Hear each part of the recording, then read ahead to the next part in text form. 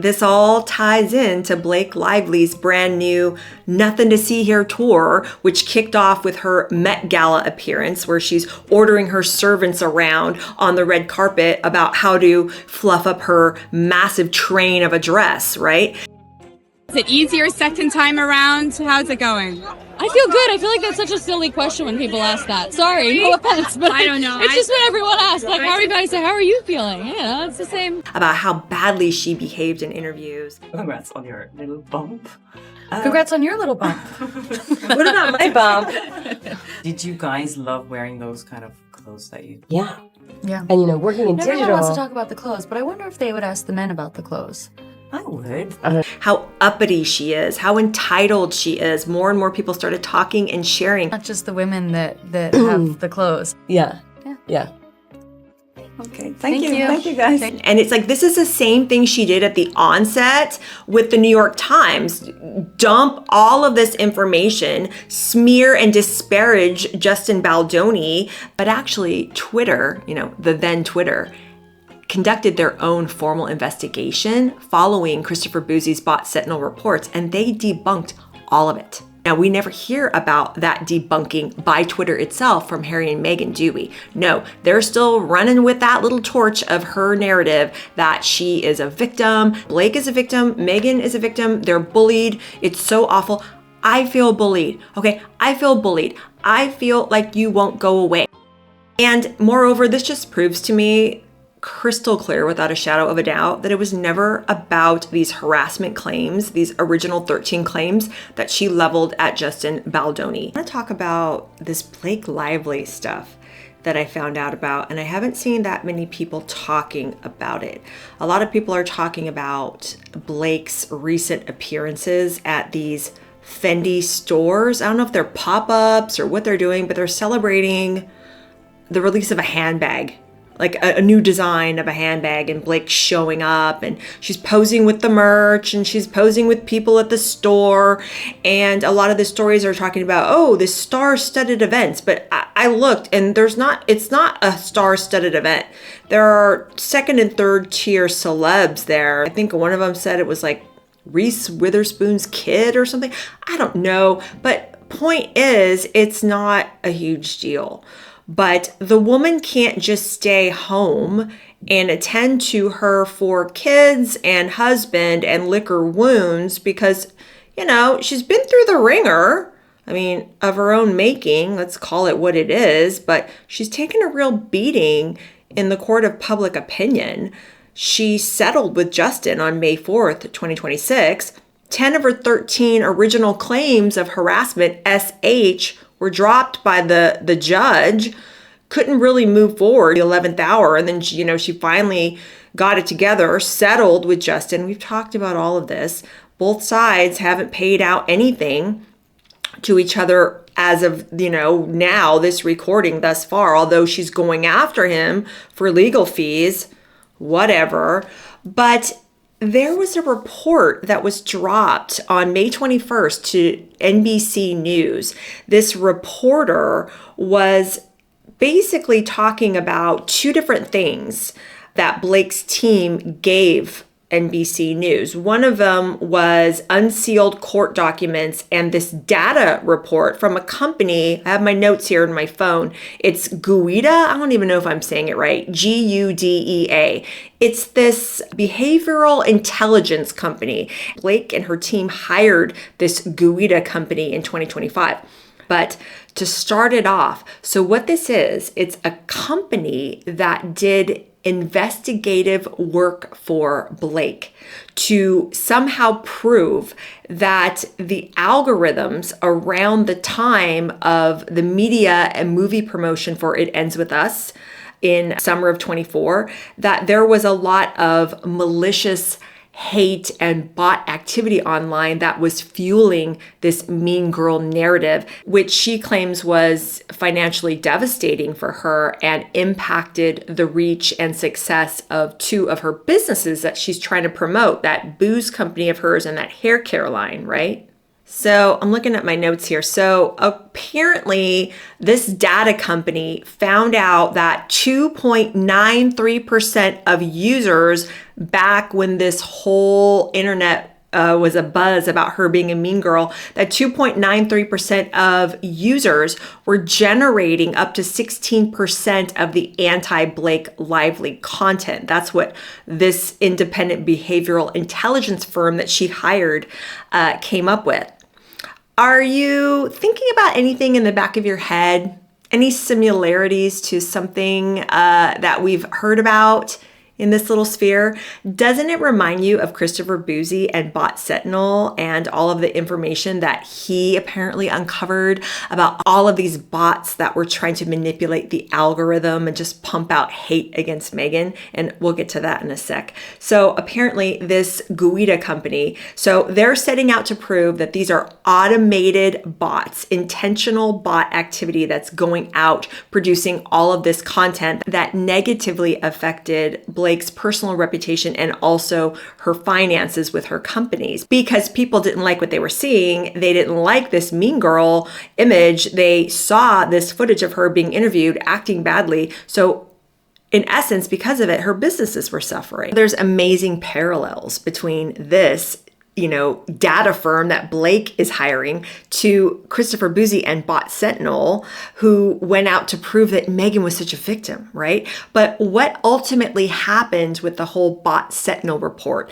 that report that Harry and Meghan were leaning on heavily to use as their so-called evidence of these smear campaigns against Meghan online, right? But actually Twitter, then Twitter, conducted their own formal investigation following Christopher Bouzy's Bot Sentinel reports, and they debunked all of it. Now, we never hear about that debunking by Twitter itself from Harry and Meghan, do we? No, they're still running with that little torch of her narrative that she is a victim, that all of these voices online that were out there disparaging her were these bots, these malicious bot farms, right? And to refresh your memory, Bouzy was purporting that it was 53 single purpose, meaning that they were crafted specifically for the purpose, right? 53 single purpose Twitter accounts were responsible for 70% of the automated loops that were producing the hate and R material against Meghan at the height of when all this criticism was going down about her.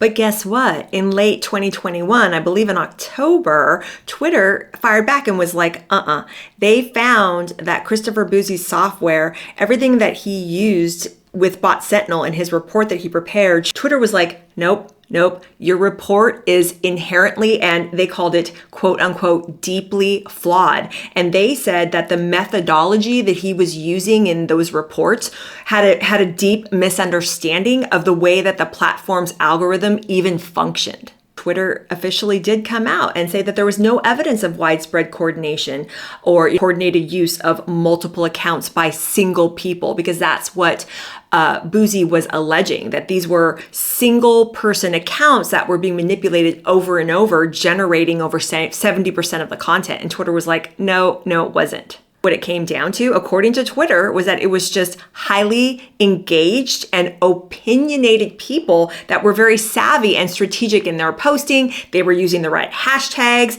They were out there. They were commenting on a lot of things, and they were generating a lot of likes and additional comments based on what they were saying about what they were observing. So basically, Twitter was like, you haven't proved anything with this report from Bot Sentinel. I mean, you have your little mathematic algorithm, but it fundamentally misunderstands our algorithm and the way that our platform actually works. So just to come out and say, this is nothing, these are actual real users. They're not bots. So now that's why when this comes out, people like me are looking at this Guida, or however you say it, report that Blake's team paid for. You just look at it with the same side eye that you look at this Bot Sentinel report. It's It's basically cut from the same cloth, in my opinion. So getting back to NBC News, so this reporter is now reporting about the supposed unsealed court documents, and a lot of it relates to text messages that were going back and forth between Blake and certain members of Justin's team and all of that. But also the dump of information that Blake's team gave to NBC News on this recent May 21st report was all of the findings of this Guida data intelligence report that they had uncovered about these malicious bots. And, again, they're trying to insert basically what Christopher Bouzy was trying to insert back in 2021, that, this is an orchestrated hate campaign against Blake, that she's not really a mean girl, but this is just something that happened and was like a smear campaign against her. And in that report, they're basically saying that they tracked supposed automated networks, okay? But they couldn't establish exactly who was responsible for the networks, but they supposedly tracked them. And I'm like, okay, whatever. So this report was all part of Blake's legal team's preparation, and they were going to use it as this supposed expert witness report had the trial gone forward. But because it was settled in early May of 2026, none of this data from this report that this intelligence company compiled ever came to light within the court proceedings. But what's happening now is that Blake and her team are presenting it to NBC News on a platter, supposedly as the foundation to try to repair her damaged reputation in the public eye. But it's too little too late. Anyone that has two clues to rub together, that even has a little bit of a back knowledge of what this bot Sentinel thing was all about, can see and understand what's going on here. This is basically paid for PR. That's all it is. Of course, if Blake's team is going to specifically hire a company telling them that we want you to research this, of course they're going to come back with some type of report, in my opinion, made up, frankly, that would back up and substantiate all of Blake's claims of like this supposed smear campaign. Right? This all ties into Blake Lively's brand new Nothing to See Here tour, which kicked off with her Met Gala appearance, where she's ordering her servants around on the red carpet about how to fluff up her massive train of a dress, right? And it's just, she's showing up at Fendi stores, posing with fans, promoting handbags, and then, I'm also going to throw this little bought and paid for report that I and my legal team cooked up here from this Guida behavioral intelligence company, and NBC News report on it, get the ball rolling, to try to repair my damaged reputation. And it's like, this is the same thing she did at the onset with the New York Times. Dump all of this information, smear and disparage Justin Baldoni. The guy lost so much practically overnight with the release of that New York Times article. I haven't heard too many people talking about the results of this so-called intelligence report that Blake gave to NBC News, because I think people are pretty much over it at this point.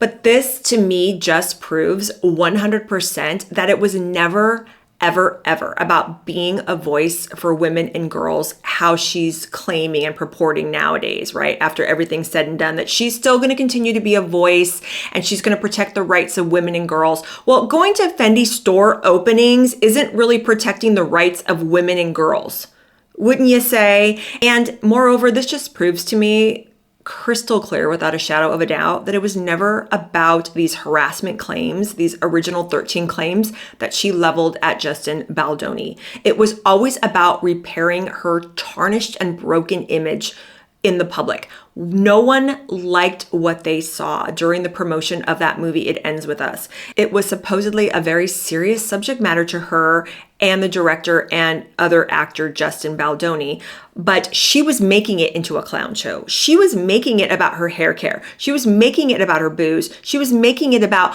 wear your florals, when it's supposedly a movie that's very serious. It just comes down to the fact that her odd behavior started opening more and more doors into who the real Blake was. And that's how we got all of those viral interview clips. Is it easier second time around? How's it going? I feel good. I feel like that's such a silly question when people ask that. Sorry, no offense, but I don't know. It's just what everyone asks. Like, how are you guys? How are you feeling? It's the same. About how badly she behaved in interviews. Congrats on your little bump. Congrats on your little bump. What about my bump? Did you guys love wearing those kind of clothes that you? Yeah. Yeah. And, working in digital. Everyone wants to talk about the clothes, but I wonder if they would ask the men about the clothes. I would. That's what I'm saying. His wardrobe was beautiful. I know. Corey's Everybody. wardrobe. Well, Corey used those high-waisted pants. He's so great. I wish man was alright as I know still. Oh, with their father with his tank top. I mean, it's so good. Like it's just like you catch the tablecloth up there. There's so much warmth of everything. Yeah, it's Not just the women that have the clothes. Yeah. Yeah. Okay. Thank you. Thank you, guys. How uppity she is, how entitled she is. More and more people started talking and sharing. Access is giving you best dressed menswear looks because obviously. Why is it menswear? Why can't it be women's wear or just wear? That was my next question to you. What would you call it? Like, is it just like what's the style? Clothes. I don't feel more powerful in a suit. I always find that very strange because I don't think men feel more powerful when they change their articles of clothing. So it's like silly that we're always like, oh, look at the woman in a power suit. You don't see any man walking down Wall Street and say, look at that man in that power suit. And it was organic, and she didn't like it. So now, after all of this, to go to NBC News and show the so-called findings of this report, and for her to think that it's going to have any bearing whatsoever on our opinion of her and her behavior, it's laughable. It is so laughable. Again, these are the type of people that you have to pray for. Her quest is all about ego. It's all about pride. It's all about how dare you think of me in a certain way. I'm going to behave any which way I want to, but you're going to think about it the way I want you to think about it. No one's allowed to have an opinion. No one is allowed to look at something and say, I don't like that. And there's a valid reason why I don't. So I'm not going to support that. She can't have that. She wants us buying her hair care, buying her booze, thinking she's wonderful, and we're supposed to fawn all over her. But this is it's really sad. It's really, really laughable.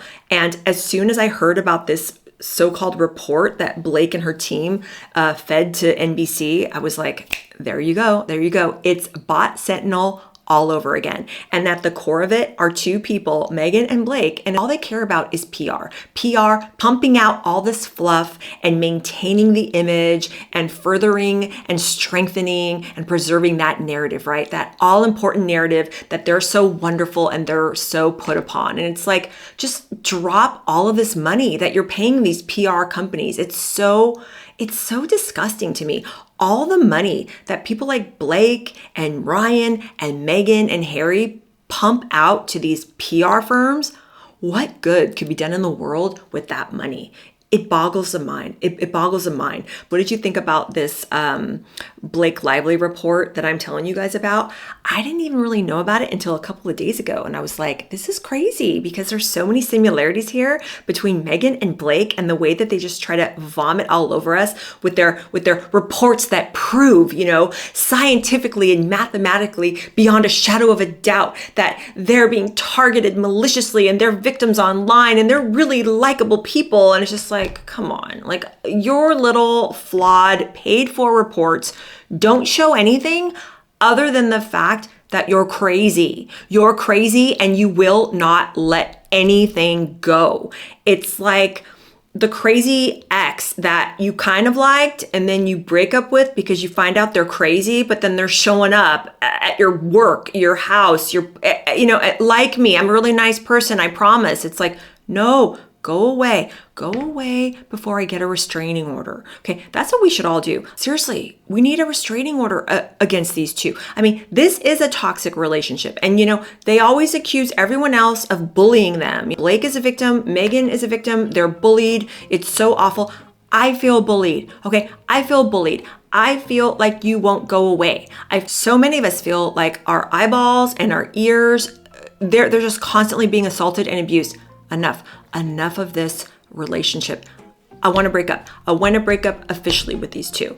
Again, they're not going to let us. They're not going to let us. We've got a whole summer coming up, and I'm sure as far as Blake is concerned, we're going to get tons of posts about the wonderful summer that they're having allegedly at this compound, which they haven't finished building. It's been sitting there since December. They owe over $2 million to these contractors, and they're not paying them.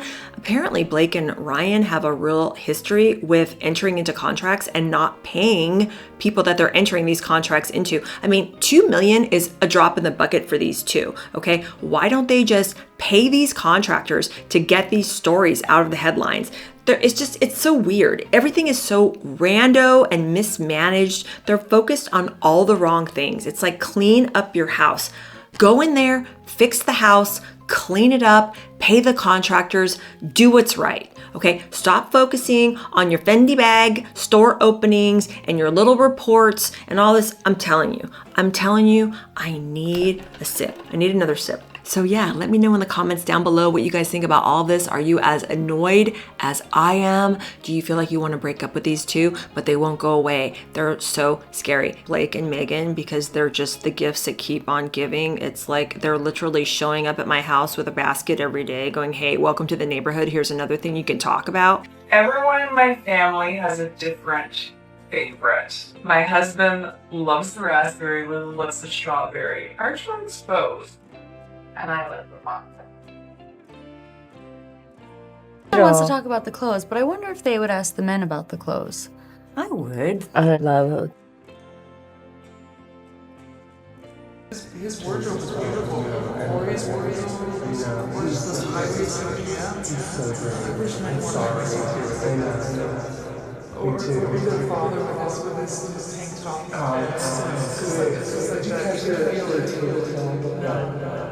There's so much more. Everything, you know. Yeah, it's not just the women that have the clothes. Yeah. Yeah. Yeah. Okay, thank you. you. Thank you, guys. Take care.